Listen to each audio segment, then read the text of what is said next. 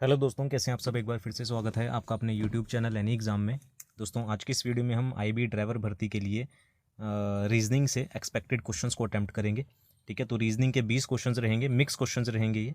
ठीक है, हर एक चैप्टर से क्वेश्चंस रहेंगे, तो वीडियो को अंत तक जरूर देखिएगा। और वीडियो पसंद आए तो इसे लाइक, शेयर और आईबी ड्राइवर में आईबी मोटर ट्रांसपोर्ट में ड्राइवर की भर्ती के लिए चैनल को सब्सक्राइब करना मत भूलिएगा। और जो भी कैंडिडेट नए हैं वो पहले वीडियो को लाइक कर दीजिए, शेयर कर दीजिए और चैनल को सब्सक्राइब करना मत भूलिएगा। तो चलिए शुरू करते हैं और आज के रीजनिंग के पहले क्वेश्चन की ओर आते हैं। तो रीजनिंग का पहला क्वेश्चन है आपके पास। इसमें आपको बोला गया है कि जो सोर्स है आपके पास, जो सोर्स दिया गया है वो सोर्स रिलेटेड करता है इससे और फिगर रिलेटेड करता है इससे। इस तरह से रीज़न बताना है कि रीज़न का कोड क्या होगा। तो मेरे को यहाँ पर साफ साफ दिखाई दे रहा है कि एस में अगर मैं दो जोड़ता हूँ, एस में अगर हम दो जोड़ते हैं तो हमारे पास यू आता है। ठीक है ना, यहाँ पर हमें साफ साफ क्लियरली मेरे को शो हो रहा है कि अगर मैं एस में यू जोड़ूँ, दो जोड़ूँ तो यू आएगा। इसी तरह से ओ में ओ की वैल्यू 15 होती है, 15 में दो जोड़ेंगे तो 17 आएगा। तो 17 किसका कोड होता है? क्यू का। इसी तरह से यू में दो जोड़ेंगे तो डब्ल्यू आएगा, आर में जोड़ेंगे तो टी आएगा। इस तरीके से चल रहा है, यानी कि +2 का कोड है। तो इसी तरीके से अगर हम यहाँ पर आर की वैल्यू करते हैं, आर में अगर हम दो जोड़ते हैं, आर की वैल्यू 18 होती है, 18 में दो जोड़ेंगे तो 20 आएगा। तो 20 पे किसका आता है? टी आता है, तो पहला टी हो गया। ई की वैल्यू 5 होती है, 5 में दो जोड़ेंगे तो क्या आएगा हमारे पास? 5 में अगर दो जोड़ते तो 7 आएगा और 7 पे क्या आता है हमारे पास? जी आता है। तो टी और जी आ गया। तो ऑप्शन नंबर एक ही मेरे को दिख रहा है। सारा सॉल्व करने की जरूरत नहीं है, आपको ऑप्शन भी चेक करते चले जाना है साथ साथ। ठीक है, जरूरी नहीं है कि आपको सारा ही निकालना है। आपने टी जी देखा कि पहले दो अक्षर मेरे टी जी हैं, टी जी मेरे पास एक ही ऑप्शन में दिखाई दे रहा है, वो ऑप्शन नंबर एक है। तो इसका सही आंसर ऑप्शन नंबर 1 हो जाएगा। अगले क्वेश्चन की ओर आते हैं। अगला क्वेश्चन आपके पास सीरीज से दिया गया है। मैं थोड़ा सी बड़ी कर देता हूँ स्क्रीन। सीरीज से दिया गया है। अगर हम सीरीज की बात करते हैं तो सीरीज में 17, 32, 49 फिर क्वेश्चन मार्क है। तो यहाँ पर अगर हम देखें तो 17 है, उसके बाद 32 है, 32 के बाद आपके पास जो है वो 49 है, 49 के बाद क्वेश्चन मार्क है, फिर 89 है। तो यहाँ पर क्या करते हैं, सबसे पहला स्टेप आपका गैप है। तो अगर मैं यहाँ पर गैप देखूँ तो यहाँ पर गैप कितने का है? 15 का है। यहाँ पर अगर हम गैप देखेंगे तो कितना गैप है? 17। तो यहाँ पर मतलब +2 का चल रहा है।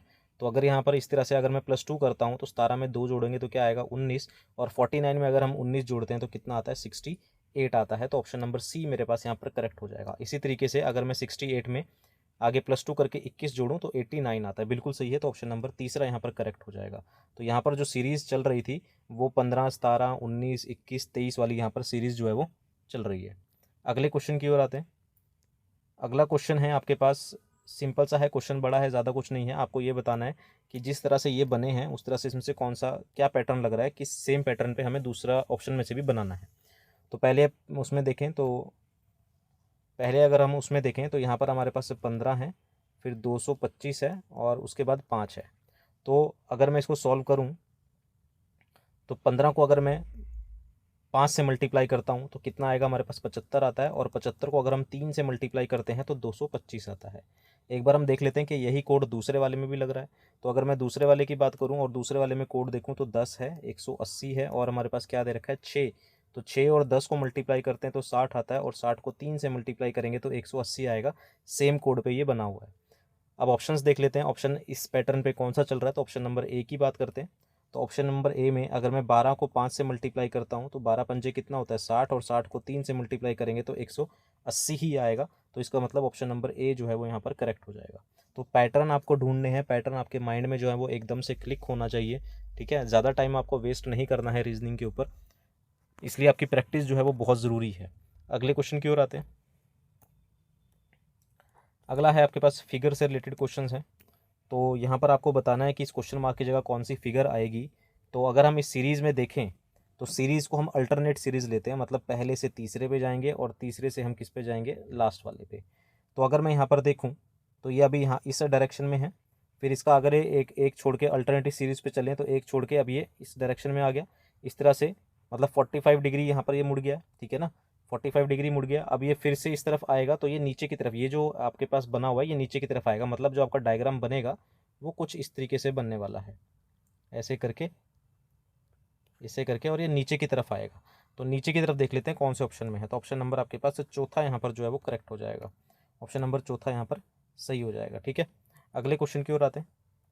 अगला क्वेश्चन फिर से सीरीज से यहाँ पर दिया गया है सीरीज़ में अगर बात करें तो यहाँ पर दे रखा है हमारे पास 27, यहाँ पर फिर 125, फिर क्वेश्चन मार्क है, और क्वेश्चन मार्क के बाद है 729। ज़्यादा मैं लिखूंगा नहीं क्योंकि मेरे को सीरीज़ का पैटर्न यहाँ पर पता लग गया है। 27 जो होता है वो 3 का क्यूब होता है, 125 जो होता है वो 5 का क्यूब होता है, और इसी तरह से 729 जो होता है वो 9 का क्यूब होता है। इसी तरीके से जो यहाँ पर आएगा 5 और 9 के बीच में क्या आता है, 7 आता है, तो यहाँ पर क्या आएगा 7 का क्यूब, और 7 का क्यूब कितना होता है हमारे पास, 343 होता है। तो ऑप्शन नंबर आपके पास तीसरा जो है वो करेक्ट हो जाएगा। तो ज़्यादा लंबी सीरीज़ आपको जो है वो पूरी सीरीज़ को सॉल्व करने की ज़रूरत नहीं है, आपको फटाफट से पैटर्न जो है वो देखते ही पता लग जाना चाहिए। अगले क्वेश्चन की ओर आते हैं, ज़्यादा टाइम वेस्ट नहीं करेंगे इसके ऊपर। अगला क्वेश्चन यहाँ पर भी आपको सेम वही है, पैटर्न ढूंढना है और उसी पैटर्न पे आपके बाद बेस पे जो है वो आपको ऑप्शंस बताने हैं। तो पहले उसमें बात करते हैं। तो पहले में यहाँ पर 315 के बाद बीच में लिखा है 413, फिर लिखा है 511। तो इसमें जो पैटर्न हमें फॉलो दिख रहा है वो क्या दिख रहा है कि अगर मैं 315 और 511 को ऐड कर दूं तो कितना बनेगा, ये बनेगा हमारे पास, कितना बनेगा, ये बनेगा 826 बनेगा। और 826 को अगर मैं 2 से डिवाइड करूं तो हमारे पास क्या बनेगा, 413 बनेगा। यानी कि पहले नंबर को और आखिरी नंबर को ऐड करके 2 से डिवाइड करना है तो बीच वाला नंबर यहाँ पर आ जाएगा। इसी पैटर्न पे अगला देख लेते हैं क्या क्या अगला भी यही बन रहा है। तो इसी तरह से अगर मैं 329 और 525 को ऐड करता हूँ, इन दोनों को मैंने ऐड करा तो 5 और 9 कितना होता है, 14 होता है, 2 2 4 और 1 5, 5 3 8। इसको अगर हम 2 से डिवाइड करें तो हमारे पास आ जाएगा 2 चौके 8, 2 दूनी 4, 2 सत्ते 14, 427, यानी कि बीच वाला नंबर आ रहा है। इसी के बेस पे जो ऑप्शंस दे रखा है वो आपको चेक कर लेने हैं। तो ऑप्शन नंबर 20 का यहाँ पर करेक्ट होने वाला है कि 344 में हम क्या जोड़ेंगे, 540 को जोड़ेंगे। तो 344 में 540 को जोड़ेंगे तो 884 आ जाएगा, और इसे 2 से डिवाइड करेंगे तो 4 4 2 आ जाएगा, 442। तो ऑप्शन नंबर दूसरा यहाँ पर हमारे पास करेक्ट में दिखाई दे रहा है। ठीक है, चलिए अगले क्वेश्चन की ओर आते हैं। अगला है आपको यहाँ पर मिरर इमेज बतानी है। इसका जो है मिरर इमेज यहाँ पर क्या बनने वाली है वो आपको बतानी है। इस तरह से मिरर इमेज है, यहाँ पर क्या फिगर बनेगी। तो मैं थोड़ा सा पहले ड्रॉ कर देता हूँ, ठीक है, ताकि हमें समझ आ जाए, उसी के बेस पे हम देख लेंगे। पहली बात तो एक फिगर हमें यहाँ पर सर्कल स्क्वायर दिखाई दे रहा है, स्क्वायर में आपको ई दिखाई दे रहा होगा। तो जब ई बनेगा तो यहाँ पर वो कुछ ऐसा बनेगा, उल्टा बनेगा मिरर इमेज में। तो ऑप्शन नंबर 1 तो यहाँ पर कैंसिल हो ही जाता है। ठीक है, ऑप्शन नंबर 1 हमने यहाँ पर कैंसिल कर दिया कि भाई ऑप्शन नंबर 1 जो है वो हमारा आंसर नहीं हो सकता। अब ई बन गया।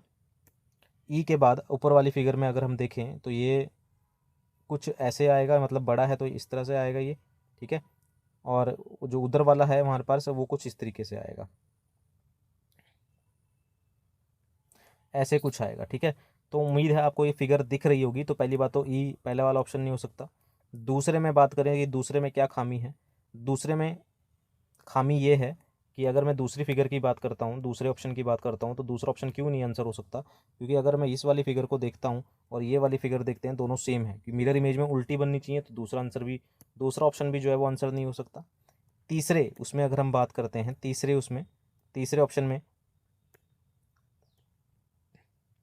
ऑप्शन में अगर हम बात करें तो तीसरे ऑप्शन में जो ये वाली फिगर है और नीचे आते हैं और ये वाली फिगर दोनों सेम हो रही हैं, ठीक है ना, ये दोनों सेम हो रही हैं, तो इसका मतलब ये भी आंसर नहीं हो सकता। तो एक ही हमारे पास ऑप्शन बचा है, ऑप्शन नंबर चौथा जो है वो करेक्ट यहाँ पर हो जाएगा। मेरे पास थोड़ी स्पेस कम है इसलिए मैं ऐसे करके यहाँ पर बता रहा हूँ आपको, ठीक है। तो आप समझ जाएंगे, मिरर इमेज ज़्यादा टफ नहीं होता है, आप कर लेंगे क्वेश्चन को। अगले क्वेश्चन की ओर आते हैं।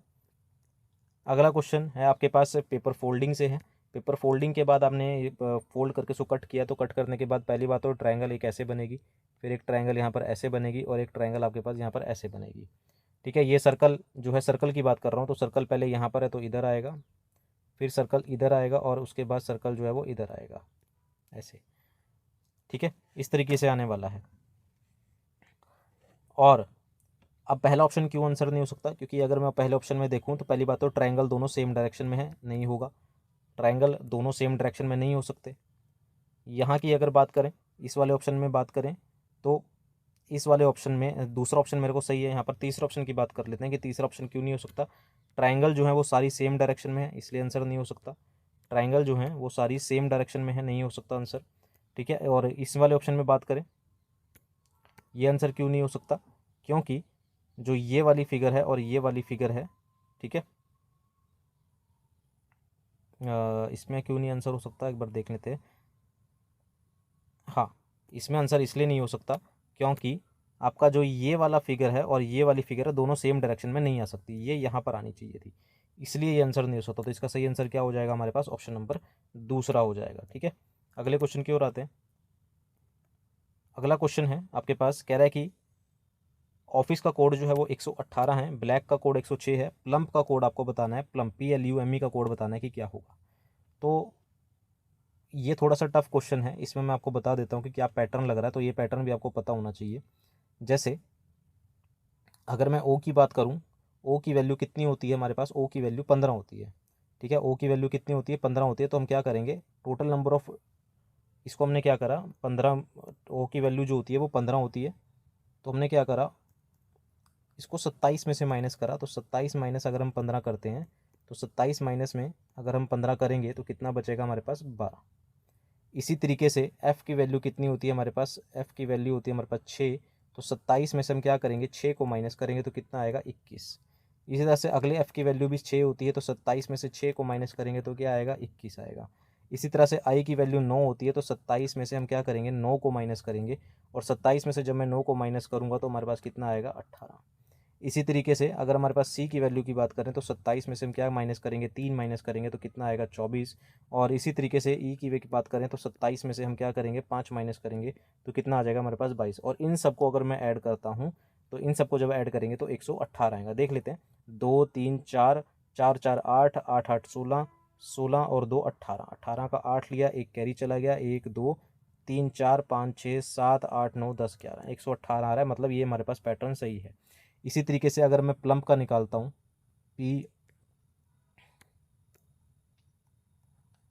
PLUMP का अगर हम निकालते हैं, तो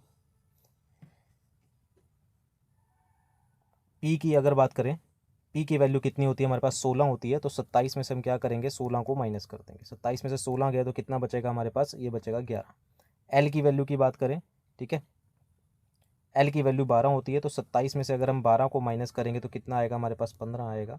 और इसी तरीके से अगर हम U की बात करें, ठीक है ना, U की बात करें, तो U की वैल्यू 21 होती है। तो 27 में से हम क्या करेंगे, 21 को माइनस करेंगे तो कितना आएगा हमारे पास, 6 आएगा। ठीक है, कितना आएगा हमारे पास, 6 आएगा यहाँ पर। इसी तरीके से अगर हम M की बात करते हैं, M की वैल्यू कितनी होती है हमारे पास, M की वैल्यू 14 होती है। तो 27 में से हम क्या करेंगे, 14 को माइनस करेंगे तो कितना आएगा हमारे पास, 13 आएगा।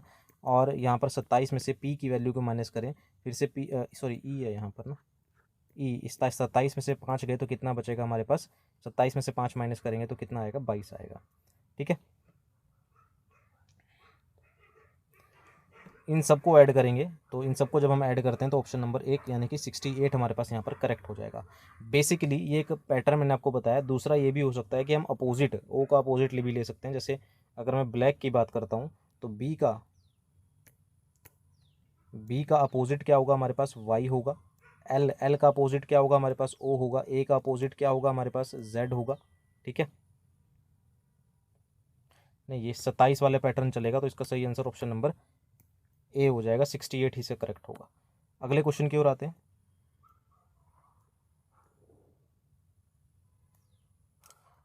बेसिकली नहीं, पैटर्न सही चल रहा है हमारे पास। अगर मैं बी का अपोजिट लेता हूँ, तो बी का अपोजिट वाई होता है, एल का अपोजिट ओ होता है, ए का अपोजिट क्या होता है हमारे पास, जेड होता है, सी का अपोजिट एक्स होता है, के का अपोजिट पी होता है। तो वाई की वैल्यू अगर बात करें, तो वाई की वैल्यू कितनी होती है हमारे पास, 25 होती है। ओ की वैल्यू हमारे पास 15 होती है, जेड की वैल्यू 26 होती है। ठीक है, और एक्स की वैल्यू हमारे पास कितनी होती है, एक्स की वैल्यू हमारे पास 21 होती है। नहीं 21 नहीं, 27 में से 3 गया तो 24 होती है। और पी की वैल्यू हमारे पास कितनी होती है, पी की वैल्यू की बात करें तो पी की वैल्यू हमारे पास 16 होती है। इन सबको ऐड कर लेते हैं, तो 15 और 25 कितना हुआ, 15 और 25 हमारे पास होता है कितना, 40 से 40 ये हो गया, 50 हमारे पास ये हो गया, इन दोनों को मिला के 50 हो गया, 40 ये हो गया, तो 90, और 90 में 16 ऐड करें तो 106, बिल्कुल सही है। तो हमारे पास यही पैटर्न चल रहा है कि अपोजिट लेटर लेके उनकी वैल्यू को ऐड कर देना है। अगले क्वेश्चन की ओर आते हैं। अगला क्वेश्चन है, इसमें आपको ढूंढना है कि क्या ऑड है, ऑड पेयर ढूंढना है आपके पास। तो भाई मेरे को तो ये पैटर्न मिला कि 21 जो है वो 3 से डिवाइड यहाँ पर हो जाता है कम्प्लीटली, इसलिए ये हमारे पास पैटर्न जो है वो सही है। ऑप्शन नंबर तीसरा करेक्ट हो जाएगा। ये फिर से आपके पास फिगर है, पेपर फोल्डिंग का, पेपर कटिंग का ये है, तो फोल्ड करके कट किया गया है, तो भैया अपने आप कर लेना, इसमें मैं ज़्यादा टाइम वेस्ट नहीं करूँगा क्योंकि मेरे को बताना थोड़ा सा टफ हो जाता है ये। इस पे आते हैं। इस तरह के जो क्वेश्चंस होते हैं जिसमें साइन चेंज करने होते हैं, नंबर चेंज करने होते हैं, ये क्वेश्चन आप बाय ऑप्शन करेंगे तो ज़्यादा ठीक रहेगा।